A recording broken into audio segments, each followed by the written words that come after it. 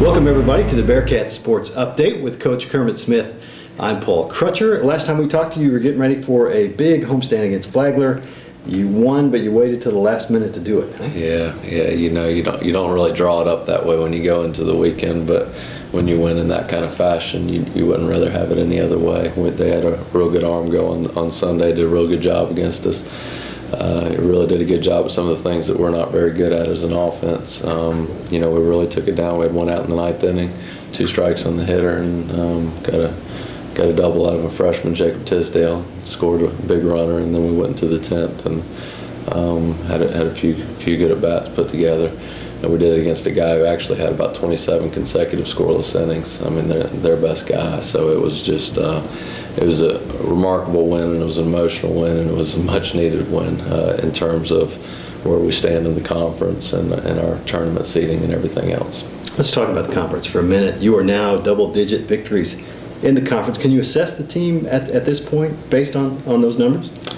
I don't think so. I think if you start a year and you're basing your success or non-success off of a number of wins, that's just not my philosophy. I think we play well a good portion of the time. And I think we're getting there. I think we still have our mental lapses. I think we have our innings in which we just go out and for whatever reason we're not as good as we were the inning before, and we need to clean some of those things up, and if we do, then I think I could assess us as a good baseball program, a good team.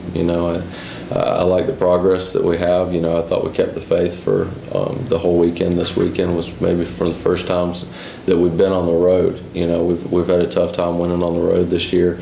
Number one is it's hard to win in the Peach Belt on the road, but we also had a little phobia of winning on the road there for a while. So, we stayed focused for 28 innings on the road this weekend against the team that really gave us their very best, and that's very encouraging because we have St. Andrews this weekend, and then we've got to go to Columbus State, which is a very difficult place to win. Once again, they're leading their half of the division in the Peach Belt, and numerically still possible for them to win the league. So we're maybe going up against the league's best at their place, and we're going to need to be focused for those 27 innings as well. Coach, we don't want to look too far ahead. Peach Belt Conference tournament coming up. How are you approaching that? We just got to go out this weekend and play well, and then go out the following weekend and play well. We have St. Andrews this weekend, which is obviously not a conference weekend, but it's exciting and sad from a coaching standpoint because number one is it's exciting because it's another weekend. We got a doubleheader at home on Saturday. We go to their place on Friday. I guess it's sad in the sense that it'll be our seniors' last home game, and you're kind of even though you've got a good portion of your season left after that, you're still kind of you're admitting the fact that they're not going to play for you anymore after the season. So, we've got a great group of seniors, 6 guys.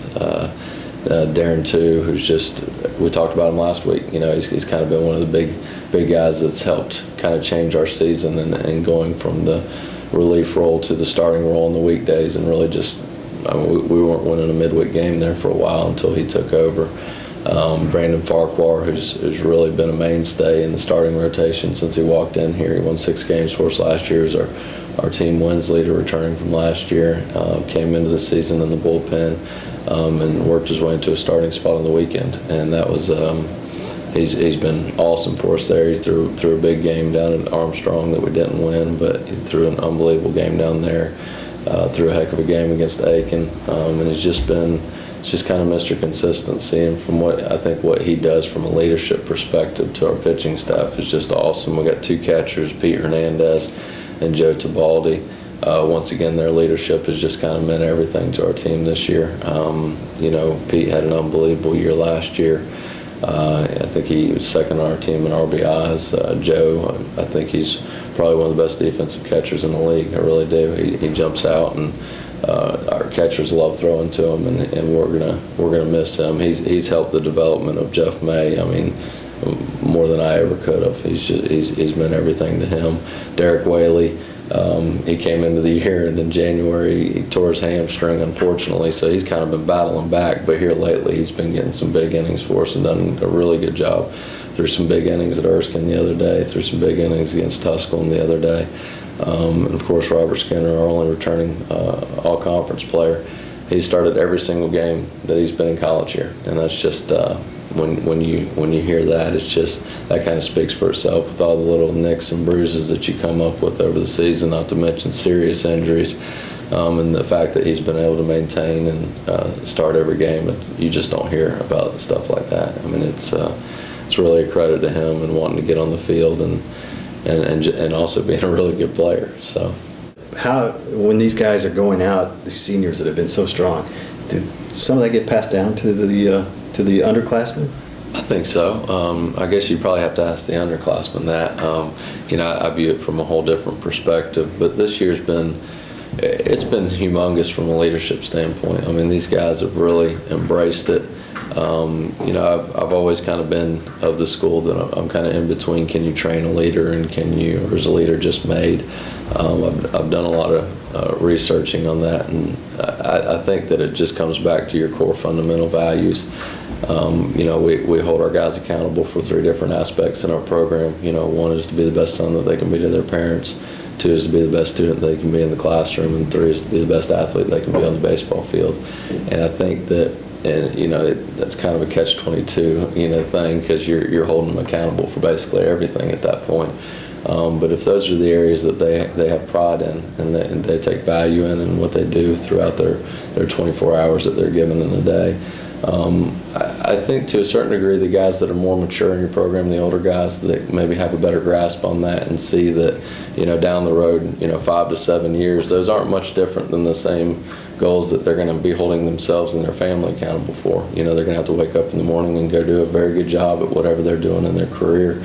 So I think that when you see the older guys kind of take hold of those 3 main principles, I think that can it can kind of take a different direction from their standpoint back into the team and holding, whether it be the freshmen or sophomores or transfers. The thing that's made this team so interesting is, as we've talked about in our previous things, is we had 22 new players come into our program this year. We had exactly 22 players returning. I mean, so you look at the dynamic in that, it's incredible that we're kind of where we are right now. Not to say we're anywhere, but to be at the end of the season still fighting with all of the opportunities for negativity to kind of creep into what we're doing, and to see this unit kind of come together as a family, it's been really humbling. It really has. And I guess if you say, is it creeping down to younger guys, I guess if we're at this point now and I'm making those statements, then I guess you have to say that, yeah, it is creeping down. And those 6 guys have meant everything to what we've got a chance to accomplish this year. Coach, before we wrap, you talked about a letter of intent that we couldn't really talk about last week. Any update on that? Yeah, we got that back in. So we're 3 for 3. We get a big-time arm out of South Florida. So with that and the other 5 guys that we've got to this point, we're not done yet, but we're getting there. We're real excited about the future. That sounds great. Folks, come out and enjoy Senior Day this Saturday at Legion Field. We'll honor the seniors just before the 3 o'clock game time at Legion Field. For Coach Kermit Smith, I'm Paul Crutcher. Join us next time on the Bearcat Sports Update.